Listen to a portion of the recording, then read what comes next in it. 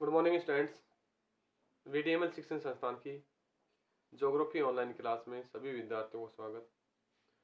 बच्चों, आज से जो पूर्व की कक्षा थी उसमें हमने हरित क्रांति के जो प्रभावी जो क्षेत्र थे, हरित क्रांति का क्या प्रभाव पड़ा हर क्षेत्र में, उससे क्या उन्नति हुई।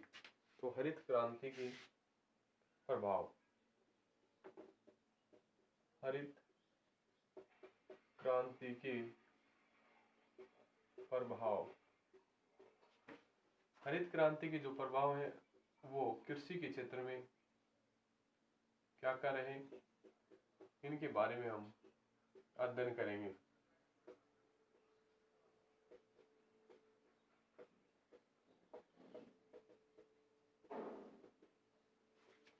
हरित क्रांति का महत्वपूर्ण प्रभाव दिखा था अधिक उपज देने वाले पौधों पर।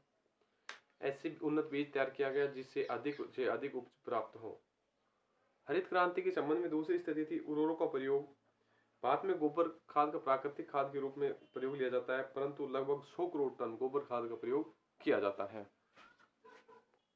और जो हरित क्रांति का जो प्रभाव है आगे देखा गया उर्वरकों पर, उर्वरक खाद, रासायनिक कीटनाशक दवाइयां आदि पर देखा गया। तीसरी जो स्थिति है सिंचाई पर।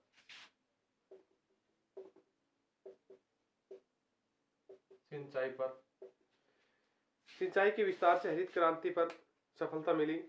भारत में नहर आई, कुएं, नलकूप और तालाब जैसी स्थितियां सिंचाई के क्षेत्रों में बहुत भरसक प्रयास किए गए। भारत सरकार ने कीटनाशक औषधियों के लिए पौधे संरक्षण निदेशालय की स्थापना की। किसानों को सस्ती और अच्छी मशीन दिलाने के लिए राज्यों में उद्योग विकसित किए गए ताकि किसानों को एक उन्नति की स्थिति दिखाई दे सके। तो सिंचाई का विस्तार हरित क्रांति के बाद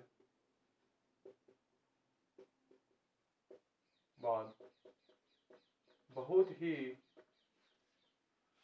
अच्छी स्थिति तक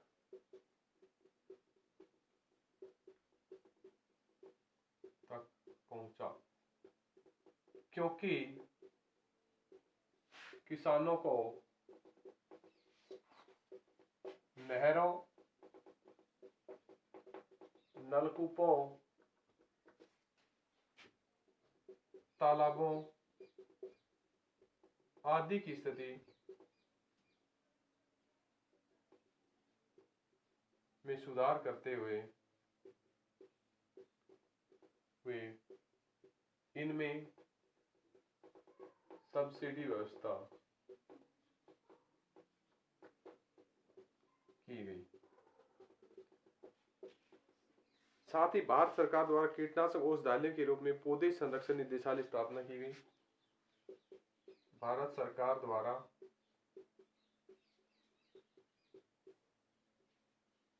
कीटनाशक औषधि पौधों के रूप में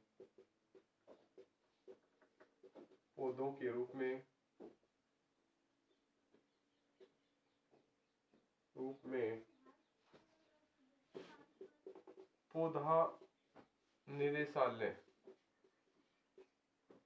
की स्थापना की गई। साथ ही साथ किसानों को सस्ते दर पर और अच्छी किस्म की मशीन दिलाने में हरित क्रांति का महत्वपूर्ण योगदान रहा। साथ ही साथ किसानों को सस्ती से सस्ती दर पर मशीन दिलाने और अच्छी किस्म की तकनीकी सुविधा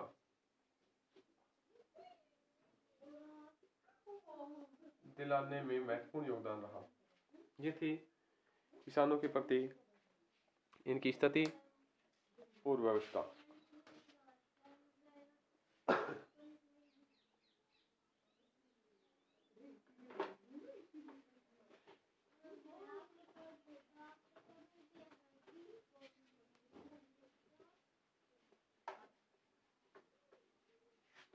सिंचाई के क्षेत्रों में वृद्धि किस प्रकार से हुई, वर्ष और सिंचाई में वृद्धि।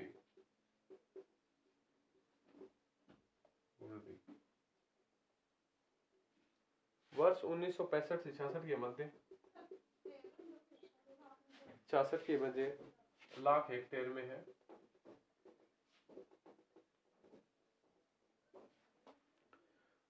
1920 लाख हेक्टेयर पर सिंचाई की गई, तो 320 हेक्टेयर पर सिंचाई की गई। उसके बाद 86 से 87 के मध्य 641 हेक्टेयर पर सिंचाई की गई। 95-96 के मध्य 894 लाख हेक्टेयर पर सिंचाई की गई। और 2010 के मध्य यह उत्पादन क्षमता, इनकी पैदावार स्थिति बढ़ गई, 1130 हेक्टेयर की गई। तो ये थी भारत में सिंचाई के क्षेत्रों में वृद्धि। अब बात करते हैं बहुफसलीकरण।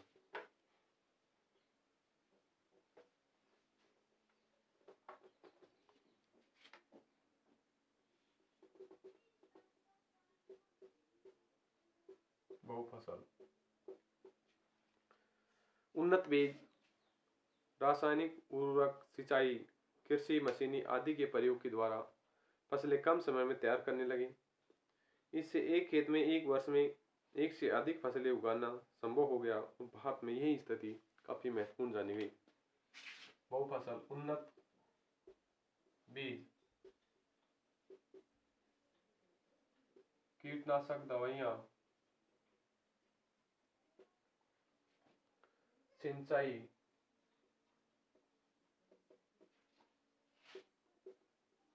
मशीनीकरण आदि के कारण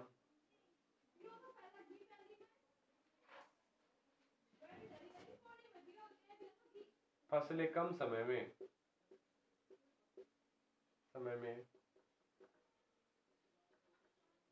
तैयार की जाने लगी और एक खेत में वर्ष में एक से अधिक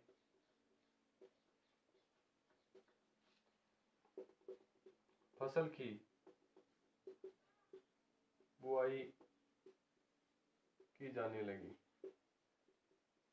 और देश धीरे धीरे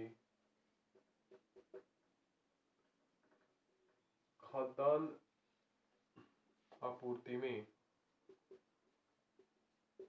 आत्मनिर्भर बन गया।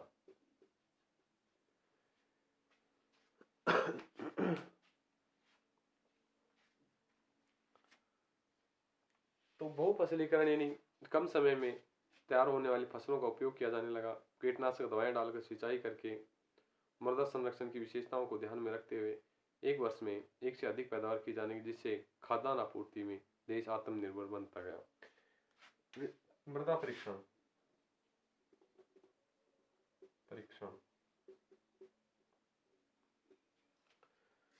इसके संदर्भ में सरकार द्वारा विस्तृत कार्यक्रम चलाया गया कि अलग अलग क्षेत्रों में जाकर मिट्टी की गुणवत्ता की जांच हो और प्रयोगशालाएं स्थापित की जाए, ताकि मिट्टी के अनुसार उनमें फसल बोई जाए, उनकी उर्वरक क्षमता देखी जाए कि नाइट्रोजन की कमी है, फास्फोरस की कमी है, जिप्सम की कमी, किस मिट्टी में किस तत्व की कमी है और किस फसल पर अधिक लाभकारी मिट्टी हो सकती है।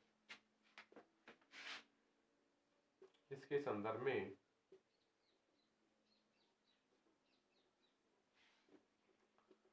सरकार द्वारा एक लाभकारी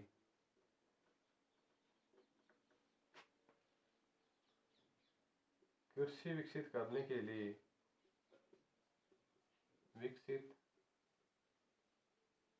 के लिए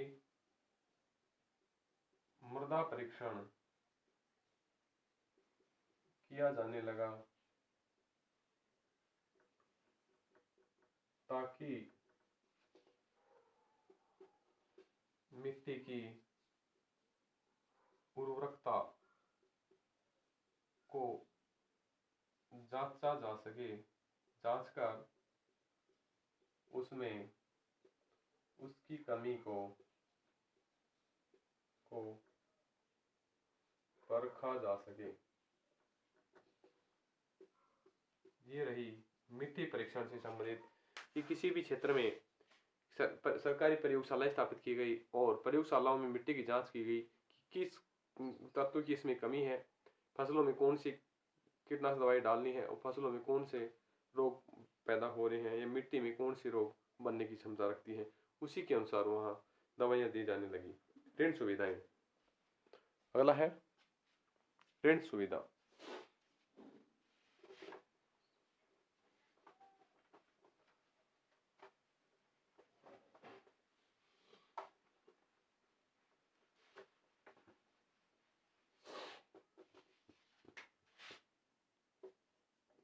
ऋण सुविधा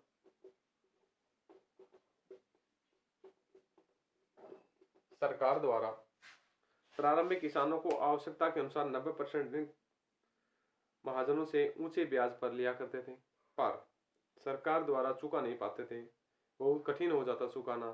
सरकार द्वारा किसानों को सहकारी समितियों और बैंकों की सहायता से अन्य साधन या साख ब्याज सस्ती ब्याज की दर से सरकार द्वारा ऋण मुहैया कराया जाने लगा, ताकि किसान खाद बीज खरीद सके, उन्नत तकनीकी साधन खरीद सके और अधिक से अधिक पैदावार करने में अपनी हिम्मत जुटा सके और कृषि को कार्य के जो खाद्यान्न उत्पादन है उनको बढ़ावा दे सके। तो प्रारंभ में किसानों को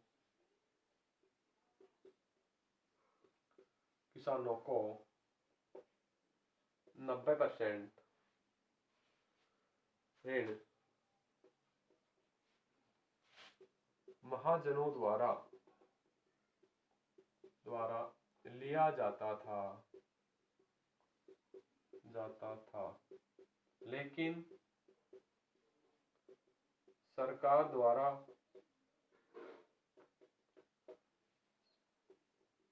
ऋण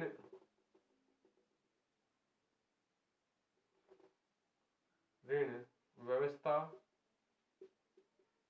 कराने के लिए लोगों को एक आसानी व्यवस्था तक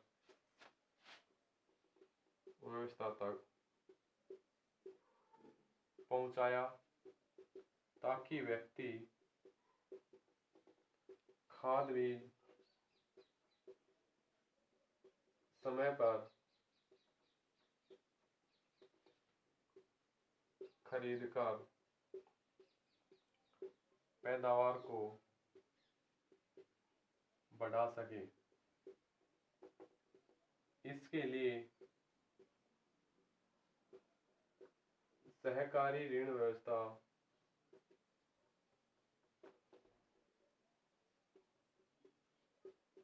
बैंकों द्वारा दी जाने लगी।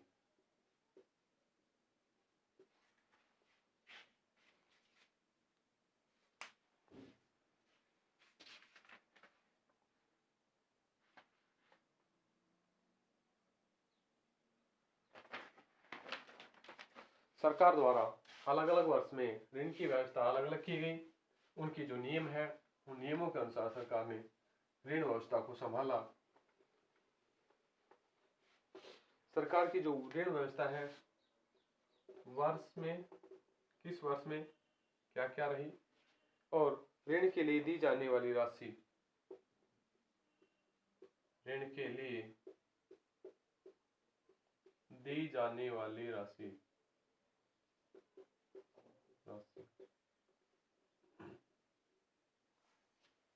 वर्ष 1968-69 में 67-68 में सरकार द्वारा 400 करोड़ की व्यवस्था की गई। फिर धीरे धीरे बढ़ा और 1968 से 69 के मध्य सरकार द्वारा 625 करोड़ की व्यवस्था की गई। 1985 और 86 में सरकार द्वारा ये व्यवस्था बढ़ाकर 3500 करोड़ कर दी गई और धीरे धीरे इन्हीं ऋण व्यवस्था को 1990-91 में बढ़ाकर 4,000 करोड़ कर दी गई। और वर्तमान समय की स्थिति ये है कि किसानों को बहुत अच्छी स्थिति तक पहुंचाने के लिए बेशुमार ऋण दिया जाता है। वे किसी हिसाब से कि वो समय समय पर चुका देते हैं, तो उन किसानों को सब्सिडी व्यवस्था भी प्रारंभ की गई है कि किसानों को वहाँ से जो ऋण लिया जाता है वो ऋण के बदले कुछ ना कुछ उसकी सब्सिडी दी जाती है।